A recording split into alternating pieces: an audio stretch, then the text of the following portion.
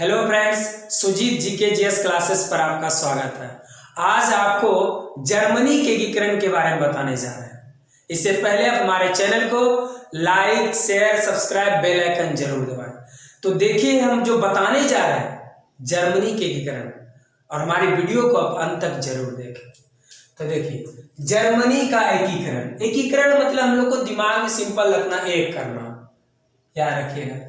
और पर्सा का शासक विलियम फर्स्ट ने बिस्मार्क को पर्सा का पीएम बनाया। तो पूछेगा कि पर्सा का पीएम किसे बनाया? तो बिस्मार्क, ये याद रखना।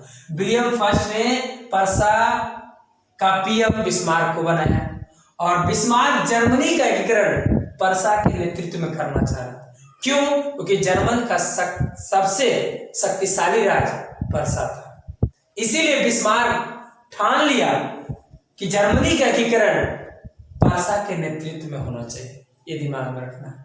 और बिस्मार्क ये भी कहा कि भाषण देने और बहुमत बनाने से एकीकरण नहीं होगा, इसके लिए कुछ करना होगा।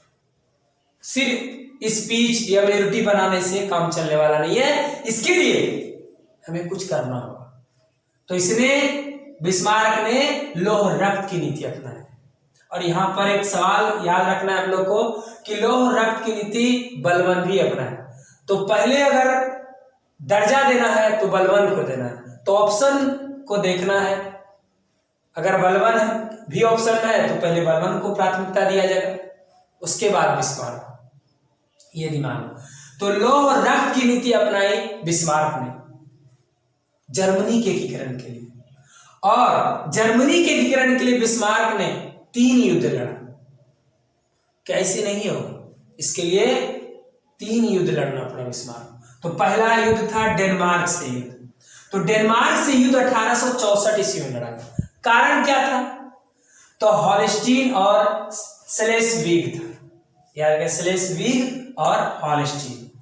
अब यहां पर क्या था कि हॉलस्टीन में जर्मन की जाति था, वहां पे जर्मनी के लोग ज्यादातर रहते थे। और स्लेस्विग में आधा जर्मन आधा डेनमार्क के थे। याद रखिएगा, आधा डेनमार्क थे, आधा जर्मनी के थे। अब यहां पर जर्मन लोगों ने इसका विरोध किया और डेनमार्क से मुक्ति चाहता था। किस तरह हम डेनमार्क से मुक्त हो जाए? तो यह अब अनुकूल अवसर बिस्मार्क ने ढूंढ लिया। कहा कि ये लोग भी चाह रहा है कि डेनमार्क से मुक्ति कैसे मिले, तो अनुकूल अवसर ढूंढ लिया बिस्मार्क ने। और बिस्मार्क ने तुरंत ऑस्ट्रिया का मदद लिया।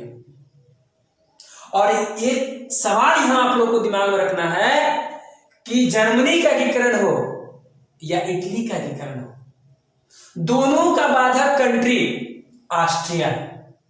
ये सवाल भी आई, पूछ देगा जर्मनी के एकीकरण और इटली के एकीकरण का बाधक कंट्री कौन है? तो याद रखिएगा, ऑस्ट्रिया। अब यहां पर ऑस्ट्रिया का मदद लिया और डेनमार्क को हरा दिया युद्ध में। अब देखिए, कोई भी किसी को मदद कर रहा है तो कहीं न कहीं उसका स्वार्थ, याद कहीं न कहीं है, ऐसे कोई आपको मदद नहीं कर रहा है। तो यहां पर हॉलस्टीन को ऑस्ट्रिया लालच भरी दृष्टिकोण से देख रहा था, और इसके कारण यहां पर एक संधि भी हुआ, गैस्टिन की संधि 1865 ईस्वी। और ये एक नाम मात्र समझौता हुआ था कि हॉलस्टीन आपको ऑस्ट्रिया के अधिकार में मान लिया गया। स्लेस्विग जो था पर्सा के अधिकार में दे दिया कि भाई स्लेस्विग जो है पर्सा के अधिकार में है, और हॉलस्टीन जो है वह ऑस्ट्रिया के अधिकार में मान लिया। लेकिन ये समझौता जो था अस्थायी था। ये एक समझौता अस्थायी था। बिस्मार्क मानने के लिए एक कूटनीति था। समझौता के अंतर्गत बिस्मार्क का एक कूटनीति था, और उसी कूटनीति के तहत ऑस्ट्रिया से भी युद्ध लड़ा 1866 ईस्वी। और यहां पर कारण वही था, हॉलस्टीन। और ऑस्ट्रिया को हराने के लिए बिस्मार्क ने इंग्लैंड और फ्रांस का मदद लिया। अब देखिए, यहां पर हॉलस्टीन और सेलेशवी के कारण हुआ डेनमार्क से युद्ध, तो ऑस्ट्रिया का मदद लिया। यहां पर आप देखा हॉलस्टीन को लालच भरी दृष्टिकोण से देख रहा है ऑस्ट्रिया, तब ऑस्ट्रिया को हराने के लिए इंग्लैंड और फ्रांस का मदद लिया और ऑस्ट्रिया को भी हरा दिया 1866। तो युद्ध कब हुआ ऑस्ट्रिया से? 1866 ईस्वी में, और ऑस्ट्रिया को पराजित हुआ। अब सबसे बड़ा जो बिस्मार्क को भय था वो था फ्रांस से। बिस्मार्क को अगर सबसे बड़ा भय था तो वो था फ्रांस से, और फ्रांस को भी 1870 ईस्वी में युद्ध हुआ फ्रांस के साथ और उसे भी पराजित कर दिया। तो आगे देखिए इंपॉर्टेंट फैक्ट सब जो जर्मनी के एकीकरण से रिलेटेड है वो बताने जा रहे हैं। जर्मनी के एकीकरण से संबंधित महत्वपूर्ण तथ्य, इंपॉर्टेंट फैक्ट क्या है, और ये सबसे भी रिलेटेड क्वेश्चन आता है, तो हम लोग को दिमाग में रखना है कि जर्मनी के एकीकरण से महत्वपूर्ण तथ्य क्या है। तो पहला क्वेश्चन देखिए, जर्मनी और इटली के एकीकरण में बाधक कंट्री कौन था? ऑस्ट्रिया। एकदम वीवीआई क्वेश्चन पूछेगा, जर्मनी और इटली के एकीकरण में बाधक कंट्री कौन था? ऑस्ट्रिया। याद कर लेना है कि जर्मनी और इटली के एकीकरण में बाधक कंट्री कौन था? ऑस्ट्रिया। अब इस बात को भी याद रखना कि फ्रैंकफर्ट सभा का गठन 1848 में। फ्रैंकफर्ट सभा गठन कब हुआ था? 1848। फ्रैंकफर्ट सभा गठन कब हुआ था? 1848। और फ्रैंकफर्ट की संधि 1871। तो फ्रैंकफर्ट की संधि हुआ था 1871। तो फ्रैंकफर्ट सभा का गठन हुआ 48 में, अब फ्रैंकफर्ट की संधि हुआ 1871 में। अरे ये भी याद कर लेना है, बिस्मार्क का जन्म 1815। बिस्मार्क का जन्म 1815 में, और विलियम फर्स्ट ने बिस्मार्क को बाजीगर कहा। तो याद रखा, विलियम फर्स्ट ने बिस्मार्क को क्या कहा? बाजीगर कहा। तो किसने कहा बिस्मार्क को बाजीगर? विलियम फर्स्ट ने बिस्मार्क को बाजीगर कहा, ये भी याद रखना है। तो पूछेगा जर्मनी और इटली के एकीकरण में बाधक कंट्री कौन था? ऑस्ट्रिया। फ्रैंकफर्ट सभा गठन 1848, फ्रैंकफर्ट की संधि 1871, बिस्मार्क का जन्म 1815, विलियम फर्स्ट ने बिस्मार्क को बाजीगर कहा, बिस्मार्क पर्सा का चांसलर बना 1862। और आपको बताया है कि बिस्मार्क पर्सा के नेतृत्व में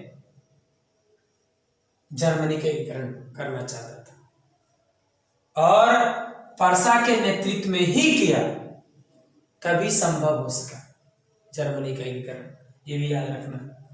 तो बिस्मार्क ने जर्मनी के सम्राट विलियम फर्स्ट को राज्य अभिषेक वर्साई के राजमहल में किया। तो जब यह कंप्लीट हो गया, सारा युद्ध बिस्मार्क लड़ा, डेनमार्क से, ऑस्ट्रिया से, फ्रांस से, सभी युद्ध जीत गए। उसके बाद जर्मनी का एकीकरण किया। तो जर्मनी के एकीकरण में विलियम फर्स्ट का भी बहुत बड़ा योगदान था। बिना विलियम फर्स्ट के सहयोग से जर्मनी का एकीकरण नहीं हो पाता। तो विलियम फर्स्ट का बहुत बड़ा सहयोग हुआ जर्मनी के एकीकरण में, और बिस्मार्क को मदद मिला। और बिस्मार्क को यह भी पता था कि जर्मन का शक्तिशाली राज पर्सा है, तो पर्सा के नेतृत्व में इसीलिए करना चाहता था जर्मनी के एकीकरण, और किया भी। तो बिस्मार्क के जर्मनी के सम्राट विलियम फर्स्ट का राज्याभिषेक वर्साई के राजमहल में किया, और जर्मनी में राष्ट्रीयता का संदेश वाहक नेपोलियन बोनापार्ट को कहा जाता है। तो याद रखिएगा, जर्मनी में राष्ट्रीयता का संदेश वाहक नेपोलियन बोनापार्ट को कहा जाता है, और नेपोलियन बोनापार्ट फ्रांस के शासक थे। आगे हम बताएंगे नेपोलियन बोनापार्ट के बारे में पूरा डिटेल जब फ्रांस की क्रांति पढ़ाएंगे। तो हमारे वीडियो को आप देखते जरूर रहिए। तो जर्मनी में राष्ट्रीयता का संदेश वाहक किसे कहा गया? नेपोलियन बोनापार्ट को। और जर्मनी का एकीकरण सीडान युद्ध के बाद हुआ। और सीडान का युद्ध किसके बीच हुआ? फ्रांस और पर्सा के बीच हुआ। तो सीडान का युद्ध किसके बीच हुआ? तो याद रखिए, फ्रांस और पर्सा के बीच हुआ। और इसी युद्ध के बाद जर्मनी का एकीकरण कंप्लीट हो गया, और जर्मनी का एकीकरण पूर्ण हुआ 1871। तो बुझेगा जर्मनी का एकीकरण कब हुआ? 1871। जर्मनी का एकीकरण कब हुआ? 1871। तो जो मेरा आज का जो टॉपिक था यूनिफिकेशन ऑफ जर्मनी, जो इससे रिलेटेड इंपॉर्टेंट क्वेश्चन था, सारे हम आज बता दिए। इसलिए हमारे वीडियो को अंत तक जरूर देखिए और वीडियो में ही हम क्लियर कर देते हैं, आपको याद हो जाए। तो अंत में हम ये कहना चाहते हैं, हम हमारे चैनल को like share subscribe bell icon जरूर दबाएं, अधिक से अधिक शेयर करें, अधिक से अधिक लाइक करें। नेक्स्ट वीडियो फिर हम लेकर आएंगे। थैंक्स।